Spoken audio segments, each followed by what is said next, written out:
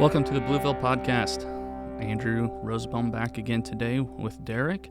Today we're going to have a quick discussion on landscape mulch versus using rock in your landscaping.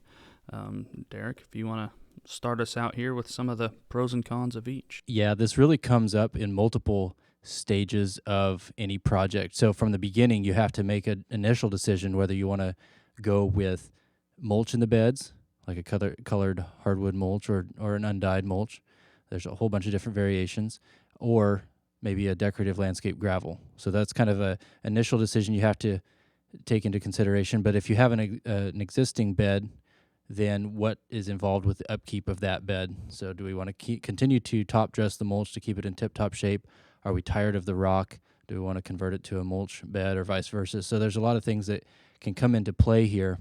And so we'll talk about different like pros and cons of each so that we can have an informed decision on our part or that, as the landscape service, we can help advise you to make that decision. Because ultimately, I guess from my standpoint as a designer, I'm going to have some input on that if it's a new project, any time really, even if it's a renovation.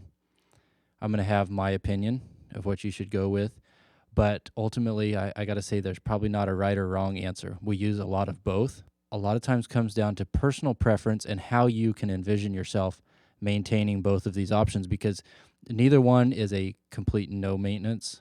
One perhaps is a little bit lower maintenance, so we'll talk about that and some of the costs involved with those. So like from an initial standpoint, the conversation is mulch versus rock. So a mulch, when we're throwing that generic term out there, we're talking like a ground up hardwood mulch, whether it's dyed or undyed. It could also refer to like a pine bark mulch. We get that in bags. It's not a local product, so we bring it in. Cypress mulch is also very common. It's a little bit lighter in color. So all of those in a generic term we're going to call mulch. And then a decorative rock, we have multiple versions of that as well. Some of them are locally sourced from like the Kansas River as a byproduct of when they pull sand out of the river for concrete. Then the larger aggregates get sorted out. They're somewhat decorative, and so we like to use those in our landscape beds, and there's different sizes of that. And then we also source some from Colorado as an egg rock, and some from up north, even like Mexican beach pebbles. It's all different varieties. So those we're going to throw into that generic term as rock. So the mulch versus rock discussion this morning. I guess let's start out with, I think one of the first things that we talk about is maintenance. Because when I meet with clients, they say, well, we want maybe a low maintenance landscape. And I think they gravitate towards the rock. And you can chime in and correct me if your take is different, Andrew, because you're on the maintenance side of things. So that's what I get from a customer. We want lower maintenance, so we want rock in our beds. Yeah, so there the question is, when you're talking about maintenance, what do you actually mean? Do you mean going out and having a weed-free landscape, which is impossible? Mm-hmm. Or do you mean, do I need to go out every year, and what do I need to do to upkeep the actual ground cover? With mulch, you'll have to go out at least every other year, most likely every year, to replace mulch that has faded, decomposed, or washed away. The sun with those dyed mulches can fade them, especially the brown ones I've noticed, or the red ones. We don't do much with the red right now, but I have noticed that within a couple of months even, the sun can really bleach those dyes away. So you will have to kind of think of, how fresh do I want my mulch to look? If you want it to have a nice fresh layer every year, you're going to have to probably go out and top dress just with a thin layer to upkeep that color.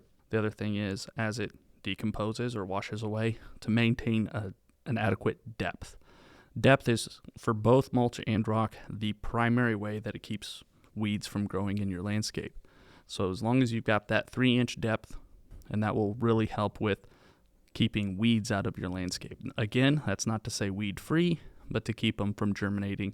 It's really hard for anything to come up through that depth. Yeah, you think about the process a seed has to go through to become a plant. That seed has some energy stores in it, and it has to germinate, and then with the energy it has left, before it gets a root system developed, it has to push all the way up through that mulch. And so the further it has to push on that little energy reserve, the more it's going to deplete it and probably spend it and kill it before it can actually get established. And so that's my take on how weeds are trying to get established. So that thick layer really aids in that. It just makes it really hard for that seed to have enough energy to get established before it gets all the way to sunlight and can produce its own. Yeah, so for weed suppression, the maintenance is about going to be the same. Make sure you've got that depth. With rock, you don't have the issue of it decomposing or washing away. So you alluded to with a mulch bed now, we're going to have to add to that from year to year. So then now we're playing into a cost standpoint.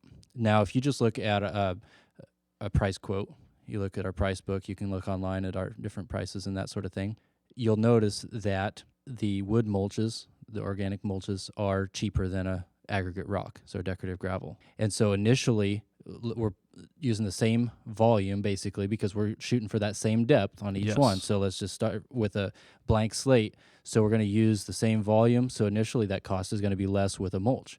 But if you start adding that up from year to year, then you're going to see that in a period of a few years, that mulch cost is going to catch up to and then exceed over time your rock or your decorative gravel cost. So that's something else to consider. Not only the cost of the materials, but you're also spending either your time or if you're hiring it done, you're spending labor on top of the material cost.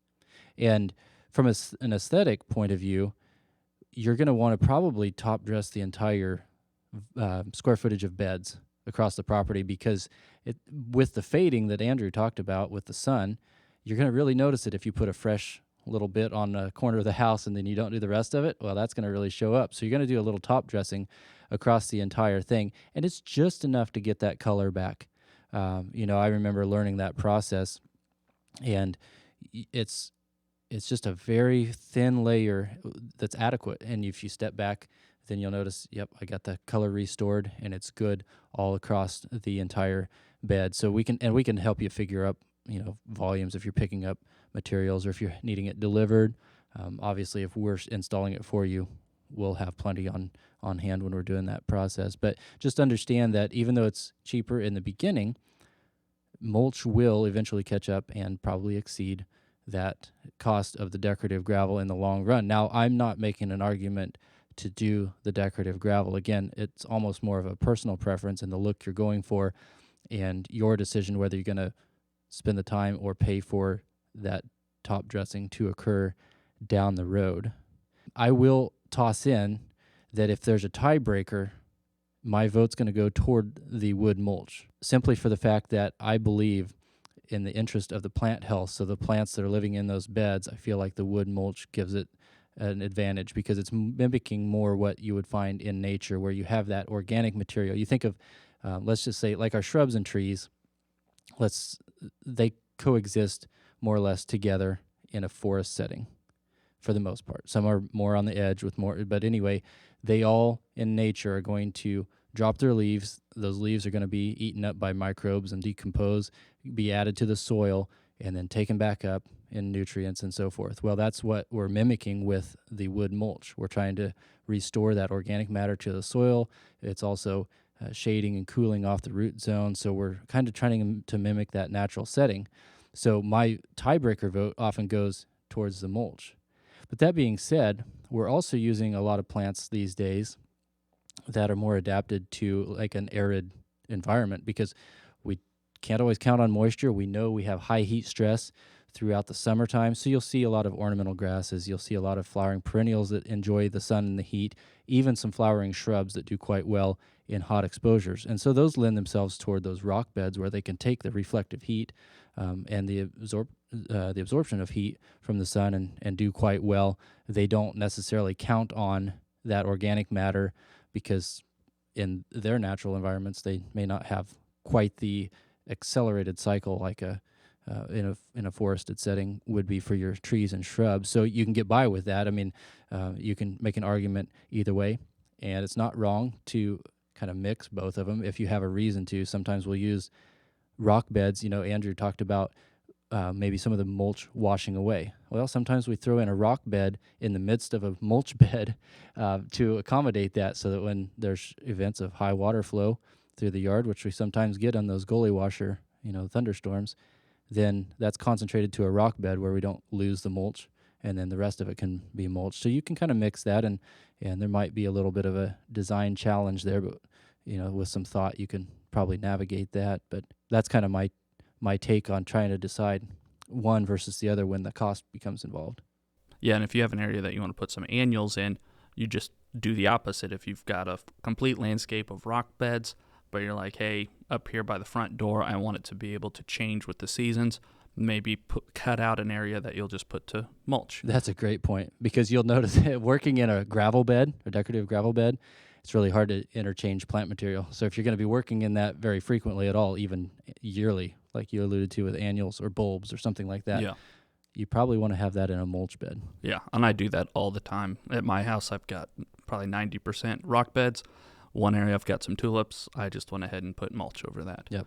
And to kind of backtrack just a little bit, I'd like to kind of explain why there's such a price discrepancy between the mulch and the rock. Derek explained that a lot of times the hardwood mulch we get locally, so we're not paying freight on that. So just getting the material in is a lot cheaper, so we don't need to cover costs in that way. Rock, on the other hand, like he said, we could be getting that all the way from Colorado. So the freight on that is why that rock tends to be so much more expensive than the mulch. And there's just a lot more involved with it, because they have to, let's just say our hardwood mulch, we say locally, it's probably out of Missouri, which is local, getting shredded up, part of probably a timber forestry process where they're logging most of everything, and then the mulch is a byproduct. They're just shoving that all together, shredding it up. It's lighter, so you get more volume on a truck. If we're hauling in a gravel, it's less per truckload, so you got increased freight there. And then also when they're sorting it, whether it's locally here or whether it's that Colorado rock, it's going through a couple different mechanized processes to sift all the other stuff out of it. Sure. And get us a good, clean product. So there's just more processes involved from the get-go. Yeah, and to get it from that 1.25 to 1.5 to 2-inch sizes, there's a lot of sifting and organizing that needs to happen with that. And when you install a rock bed, there's other things that you'll need to put down. The edging of beds with rock, it really needs to be a steel edging or some sort of artificial edge. A cut edge, you can get away with mulch, but not with rock. You really need to have something hard and defined that will stay where you put it. And then you also need to put down a landscape mat or landscape fabric under that rock. Now, we've gone away from the term weed mat, because that term is misleading. It is not to prevent weeds from germinating and growing up in your landscape beds. It's to prevent your rock from sinking down into the soil and essentially disappearing. Right. And I prefer, so when you're in that edging conversation, there's a whole bunch of different styles and types and materials to use. Our standard go-to here on either mulch or rock beds, it's just kind of standard practice anymore for us to suggest a steel edging. So that's a strip of steel. It's about 4 inches tall. Ours comes in 20-foot strips. It conforms better to curved lines. You can get straight-ish lines out of it if you really work at it, but it makes nice natural curved lines, but it retains the mulch or the gravel, and specifically you need it in the gravel bed, from getting kicked out if you're going around it with a trimmer, with your mowers. It keeps it from migrating out into the yard, and especially when you're mowing your yard, those aggregates can be a projectile, so that you really want to make sure it stays in there, but also you're paying for it, so you want to make sure it's staying in its proper place. And in effect, it's going to retain that 3-inch barrier of gravel or mulch inside of the bed. Like I said, we prefer the steel. We can also use like a paver or a stone. We use a lot of a cut stone for edging as well if you want that look. We stay away from most of the plastic type edgings simply because over time they get kind of beat up. The sun can actually degrade them to a certain degree, even though some of them are meant to be UV protected. They just don't perform as well. They don't hold up to the pressures of the landscape that a steel edging or a stone edging would. So try to find a product that is going to be really nice and solid. And then some of them really don't accommodate the full depth that we're looking for. If you look at a roll of plastic edging, for example, by the time you get that installed, you're really pushing, 1.5 to maybe 2 inches of mulch that it's actually going to retain. And that's really not going to do the trick to suppress weeds like we want it to. So just be aware of that. The other thing is the fabric that you're putting underneath the gravel, the landscape mat. There's different ratings on that as well. A lot of times you'll look at a package. If you buy, it comes in 3-4 foot wide rolls, kind of at a retail location by 50 foot or whatever, 25 foot, and it'll have a rating on there, let's say 15 years, 20 years, something like that. Well, the higher year rating, basically that's what we expect it to hold up to over the period of time. Many of those heavier ones, like a 20 plus, will last quite a bit longer than that. So you want to lean towards the heavier duty landscape fabrics. Like ours is a standard, I think it's a 4-ounce felt, and it's a 20 plus year rating. Now, we've been to jobs.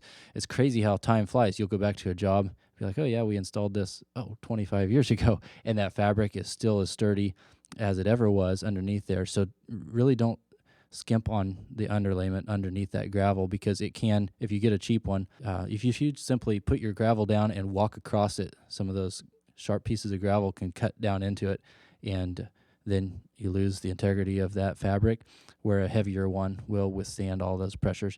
And they're meant to let water through, so you really don't have to worry about it shedding water away from the plant material. They're meant to soak that in. So just be aware of those little points. Yeah, and we've really been focusing on a fresh install from, square one. If you have a landscape that you have mulch or you have rock and you want to go the other direction, if you have rock and you want to go to mulch, you really need to go in, take all that rock out, remove the landscape mat, and then start with a fresh bed that way.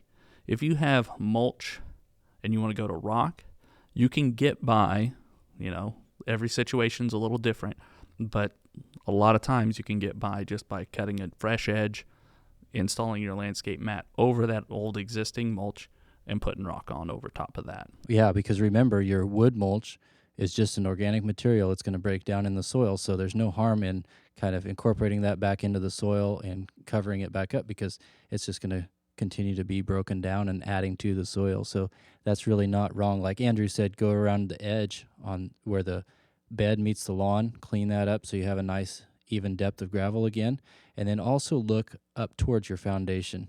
You do want a little bit of an air gap. I'd say at minimum 1 inch between your siding and the top of your gravel, so that would put us at a minimum of 4 inches between the bottom of your siding and the top of your soil or mulch if you're going over top of your mulch. So just be aware of that. You really don't want to pile gravel or anything up onto your siding, because that can harbor insects and moisture and stuff that's really not good for your house. So just kind of check those few points and then go from there. If you have any questions, both mine and Derek's emails are on our website, bluevillenursery.com, and or give us a call out here at the nursery, and we can kind of assess each individual property as needed. Thank you for listening, and we'll talk to you again in the future.